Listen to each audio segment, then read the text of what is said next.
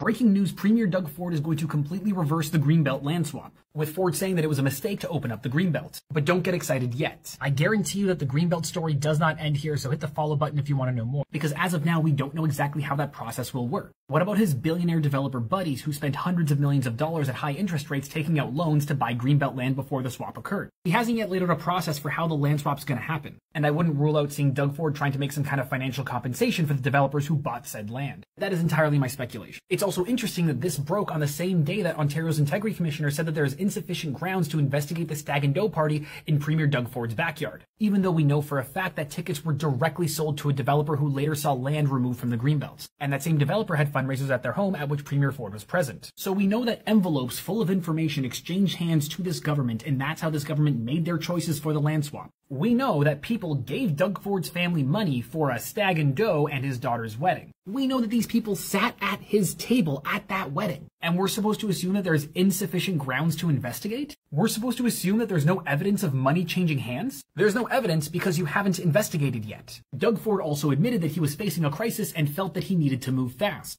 Hence why the Greenbelt lands were opened up, which just proves that this government is reactionary. They don't think about the future, they don't plan, they just act on a whim. And while the Premier said time and time again that he was not the one to do so, he initiated the decision to remove land from the Greenbelt. And when Ford was asked what consequences he should face, the answer was none. And while Doug Ford claims he's never taken a penny from anyone, where there's smoke, there's fire, which is why we need to investigate. And if the Integrity Commissioner won't do their job, it is up to the RCMP and forensic auditors to do so. Because tickets were sold by the Ontario PC Fund chair directly to developers, those developers' money then went to the Premier's son-in-law's stag, which means that yes, developers directly gave their cash to Doug Ford's family. And Doug Ford's Director of Housing Policy has resigned, making that the fourth resignation in regards to the Greenbelt scandal. It does not end here. We need to keep the pressure up. There has to be an investigation. Doug Ford has to answer for what he did and potentially for his crimes. And don't forget, we still don't know the process by which these lands will be put back into the Greenbelt. We don't know if these developers are going to receive compensation from this government for this decision. This story does not end here, and if you want to stay up to date, hit the follow button.